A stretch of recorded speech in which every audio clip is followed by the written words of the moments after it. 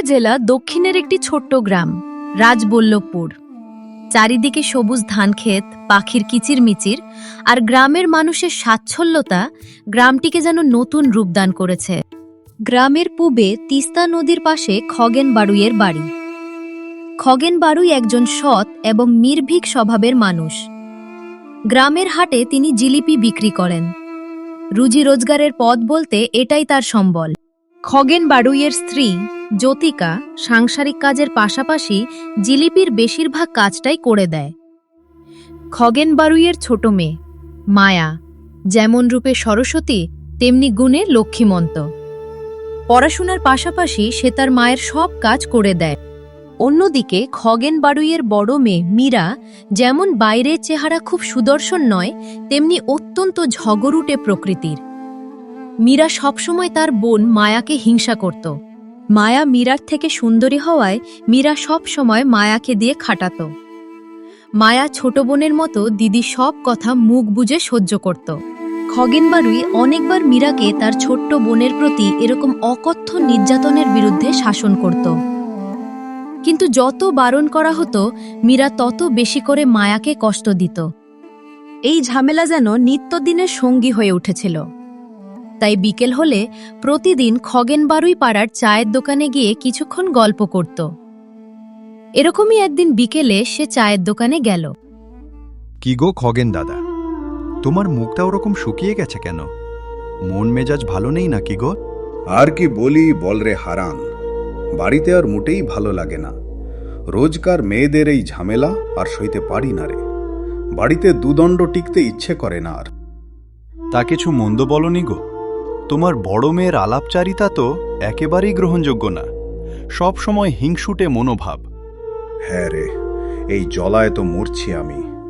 কি যে করব, কিভাবে যে একটু শান্তি আসবে বুঝতে পারছি না। কিছু মনে না করলে একটা কথা বলি, তোমার বড় মেয়ের তো পর্যাপ্ত বয়স হয়েছে, এবার ওর বিয়ের ব্যবস্থা করো গো।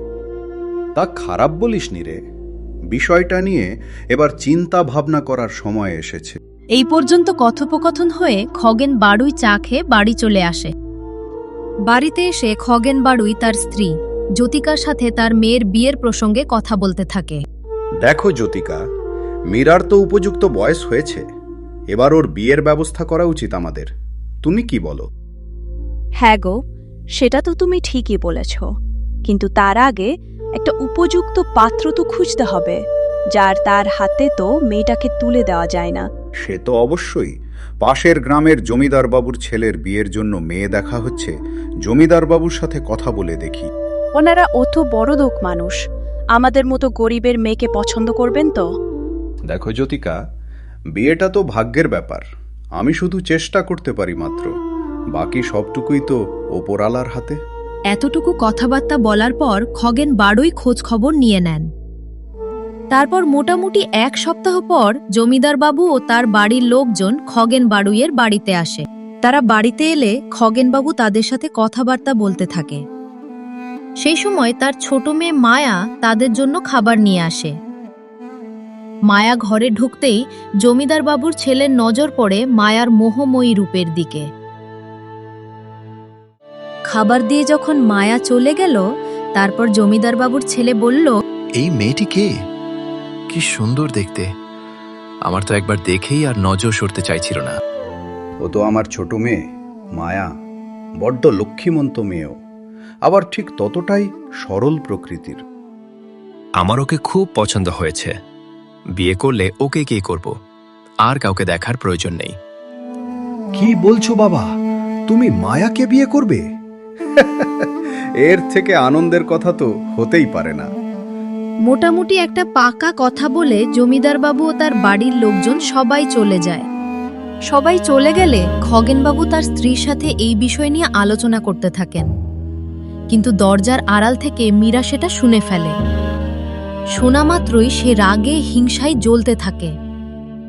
সারা জীবন যাকে চাকরের মতো খাটিয়ে এসেছে সে হবে জমিদার বাড়ির বউ, এটা মীরা কিছুতেই মানতে পারছিল না। তাই সে ঠিক করে মায়াকে প্রাণে মেরে ফেলবে। বিষাক্ত খাবার খাওয়া মাত্রই মায়ার শরীর অসুস্থ হয়ে পড়ে। অনেক ডাক্তার বদ্যি দেখিয়েও তার স্বাস্থ্যের উন্নতি ঘটে না। বাড়ির সবাই বেশ চিন্তিত হয়ে পড়ে। অবশেষে দিন 10 ভোগার পর মায়া মারা যায়। খগেনবাবু আর তার স্ত্রী কান্নায় ভেঙে পড়েন।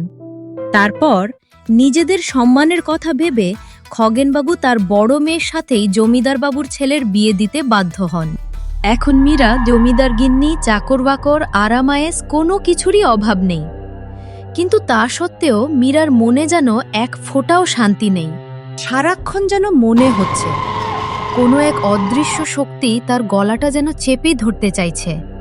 খেতে পারছে না, বসতে পারছে না। এক অসহ্য যন্ত্রণায় সে দিন কাটাতে থাকে। রাতের বেলা তার ঘুম আসে না, যেন মনে হয় কে যেন ঘুমুর পায়ে হাঁটছে আর হেসে হেসে কিছু বলতে চাইছে। একদিন সকালে মীরা এসব ঘটনা তার স্বামীকে জানায়। জানো, রাতের বেলা আমার ঘুম আসতে চাইছে না। একটা অদৃশ্য অসহ্য যন্ত্রণা উপলব্ধি করছি শরীরের মধ্যে। তোমাকে দেখে মনে হচ্ছে খুব ভয় পেয়ে আছো। কি হয়েছে তোমার? খুলে বলো সব আমাকে। কি হয়েছে তা জানি না, তবে এরকম চলতে থাকলে আমি ভরেই যাব। তুমি দয়া করে এর একটা ব্যবস্থা করো। আচ্ছা ঠিক আছে, শান্ত হও তুমি। এতটা ব্যস্ত হয়ে পড়ো না, দেখছি আমি কি করা যায়। তারপর মীরা ও তার স্বামী দুজন মিলে এক অঘরী ত্রান্তিকের কাছে যায়। তাকে সবটা খুলে বলে, বাবা, আপনি সবটাই তো শুনলেন, এবার এর একটা বিহিত করুন আপনি। তোদের সংসারে অশুভ নজর পড়েছে, চিন্তা করিস না। মন দিয়ে পুজো পার্বণ করিস, কেউ তোদের কোনো ক্ষতি করতে পারবে না। তান্ত্রিকের কথা শুনে তারা বাড়ি চলে আসে। কিন্তু তারপর দিন থেকেই জমিদার বাবুর ছেলে খুবই অসুস্থ হয়ে পড়ে। এক কথায় শয্যাশায়ী অবস্থা। মীরা আর দেরি না করে আবার সেই তান্ত্রিকের কাছে ছোটে। বাবা, আমার স্বামী তো খুব অসুস্থ হয়ে পড়েছে, পুরোপুরি মৃত্যু শয্যায়। আপনি কিছু একটা করুন বাবা।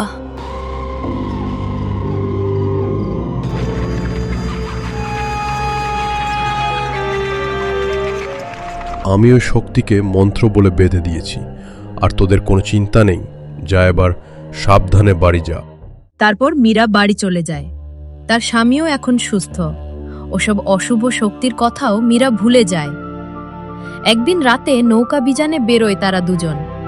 সেখানে ভয়ঙ্কর প্রাকৃতিক দুর্যোগ, আর তার সাথে প্রবল বৃষ্টির কারণে মীরার স্বামী নৌকা থেকে পড়ে গিয়ে ডুবে মারা যায়।